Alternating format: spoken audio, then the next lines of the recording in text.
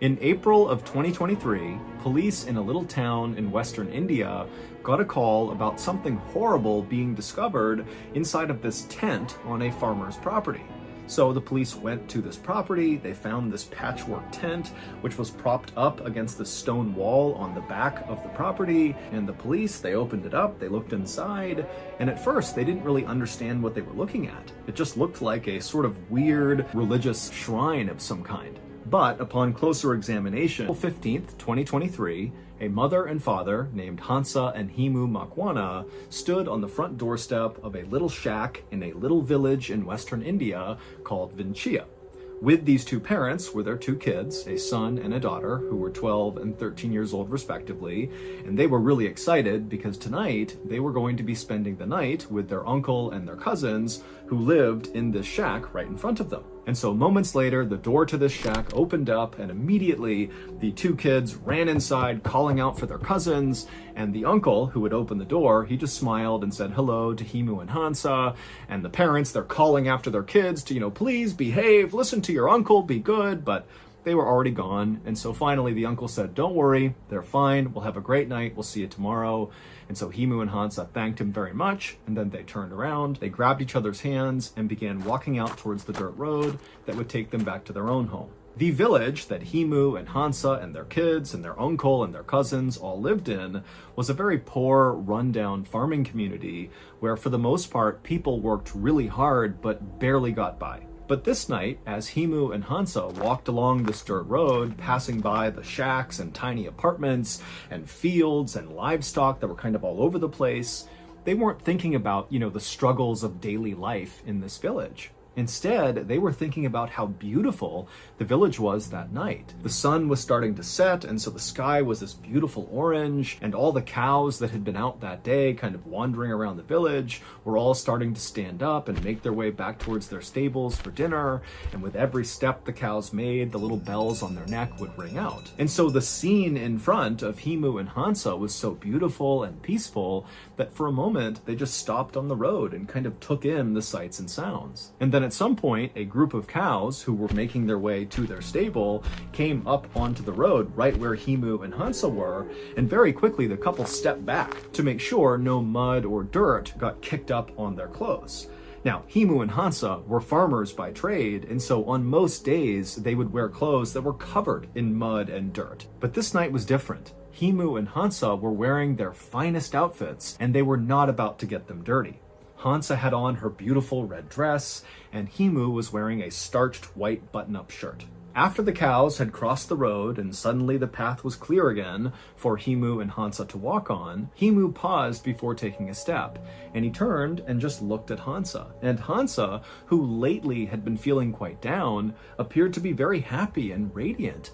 And so Himu just smiled at Hansa, and at some point Hansa looked up and smiled at him, and then before long they were holding hands again, strolling down the road. A little while later, the couple turned onto their street, and just up ahead on the left side, just off the road, they could see their home, which was a small concrete and brick structure. But when the couple actually reached their property, instead of going in the front door, they walked around their property into the back side where all their crops were. They were growing peanuts and cotton. And Himu and Hansa just walked straight back away from their house through these fields all the way to the very back of their property, which was marked by this huge stone wall that was as tall as Hansa was. And when they reached this wall, they also reached their tent.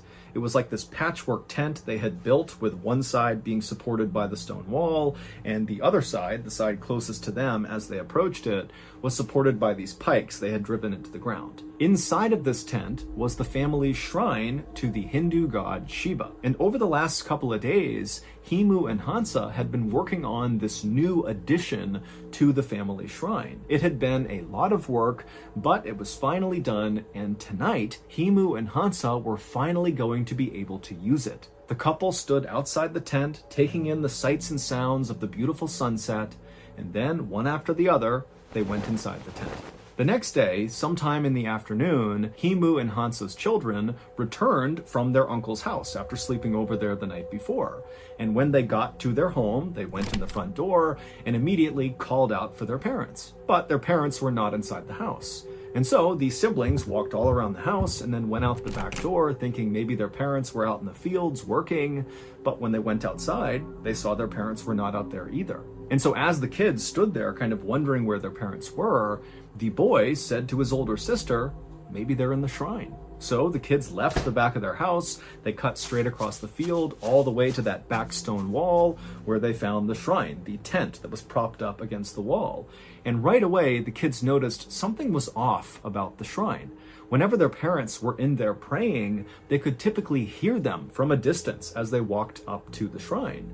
But now, standing right outside of it, it was totally silent. The kids finally lifted up the flap of the tent, and they looked inside, and once again, they did not see their parents. Instead, what they saw inside of the shrine was totally confusing.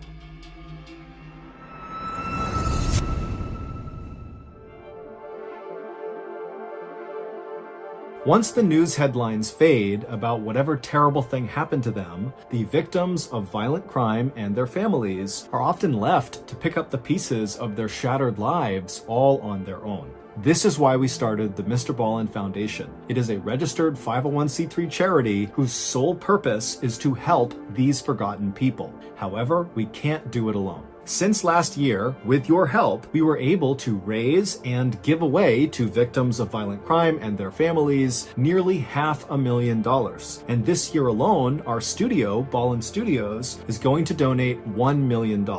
And to be clear, the Mr. Ballin Foundation does not make a profit. Zero. Meaning 100% of your donations to the foundation go to the cause. Not to overhead, not to salaries, nothing. It's just the cause. So if you're looking for a highly transparent, very active charity that is just trying to do the thing we say we do to support victims of violent crime and their families, then look no further than the Mr. Ballin Foundation. To make a donation, simply go to mrballin.foundation and click on Donate. Again, that's mrballin.foundation and click Donate.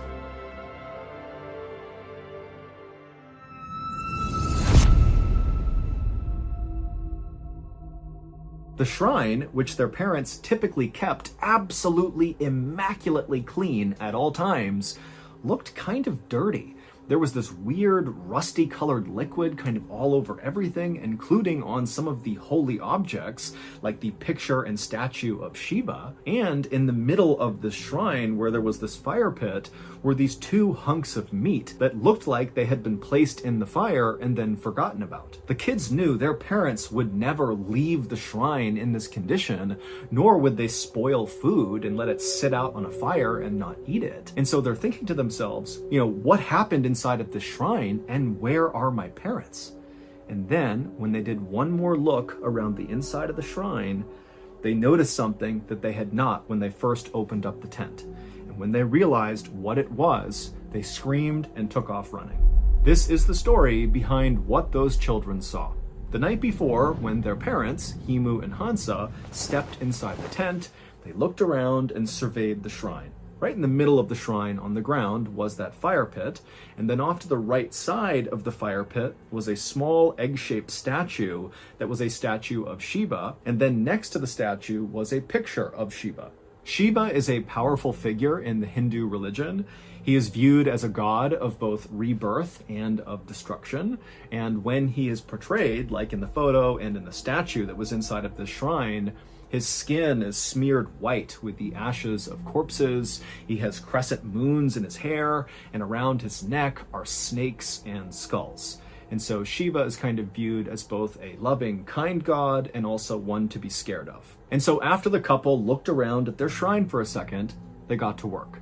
Even though that night it was very hot and muggy outside, the first thing the couple did was get some firewood off to the side inside of this tent, put it in the fire pit, and start a fire. And then after the fire was built, Hansa began sprinkling orange flower petals all around the statue and picture of Shiva. And at the same time, Himu got out a piece of paper and began writing a note. And as he wrote, his hands shook with nervous anticipation of what they were going to do that night. And then after Himu finished writing this letter, he and Hansa dipped their thumbs in ink and pressed them to the bottom of this note, kind of like signing the note. And then after the note was complete, they folded it up and tucked it between the statue and the picture of Shiva. Then Himu and Hansa turned their attention to their newest addition to the shrine. The new addition basically just looked like a big door frame, but without a door in the middle of it. It was made out of scrap metal that Himu and Hansa had gathered around their village, and if you were standing in front of this structure, it would almost look like you were looking at a doorway into the fire pit. And also draped over the top of this rectangular frame was a white rope. And so Himu and Hansa moved over right in front of the structure as if they were going to walk through the frame into the fire. But instead of doing that, they knelt down right at the base of the structure, right in the dirt, and then they both, in unison, began to say a prayer out loud. And then after the prayer was done, Himu reached up and grabbed one end of this white rope, and he began pulling it until it was tight.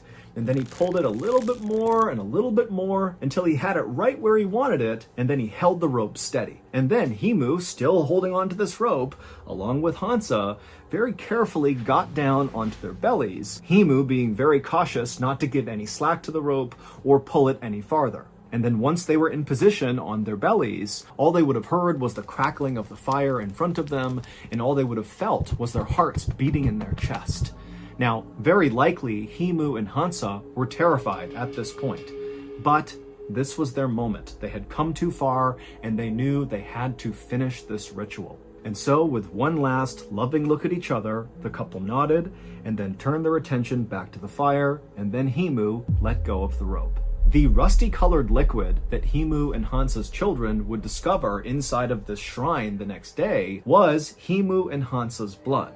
And the 2 hunks of meat that their children saw in the fire pit were their parents' decapitated heads. The children realized this was the case when they scanned around the tent one more time and noticed their parents' headless bodies lying side by side at the base of the structure. That was what, of course, caused the children to run outside and go find the police. This new addition to the shrine, the metallic structure, was a homemade guillotine. A guillotine is a device that kills people by cutting off their heads. The white rope that Himu had pulled on was connected on one side to a very heavy metal blade. And so when he was pulling the rope, he was pulling that blade up off the ground until it was positioned right above them. And then he held it steady. And then when he let go, the blade fell straight down, striking the backs of their necks, decapitating them instantly and sending their heads rolling forward into the fire, as designed. When the police arrived at the shrine, they would find that letter that Himu and Hansa had written and then signed with their thumb, tucked near the statue and the picture. And in this note, Himu and Hansa would not give a reason for why they did this, but they would say, "This was our choice, we wanted to do this, we just ask that our living family members take care of our children and our elderly parents." No one has been able to give a reason for why Himu and Hansa intentionally decapitated themselves and then let their heads burn in a fire. Their family has said there was no indication that the couple was going to commit suicide. I mean, they seemed happy, they were not financially well off, but they were not financially struggling either. It seemed like their life was good. And so basically, this whole thing came out of left field. As for the police, they believe that Himu and Hansa must have been performing some sort of black magic ritual where they believed if they lopped their heads off and allowed them to roll forward and burn in this fire, that somehow would bring them closer to perhaps Shiva or some other god or some other higher power. But as of today, no one knows. So that's going to do it. If you enjoyed today's story, remember we have hundreds more stories just like this one on our podcast, the Mr. Ballin Podcast. And many of those stories on the podcast are exclusive, meaning you can only get them on the podcast. The podcast is available exclusively on Amazon Music.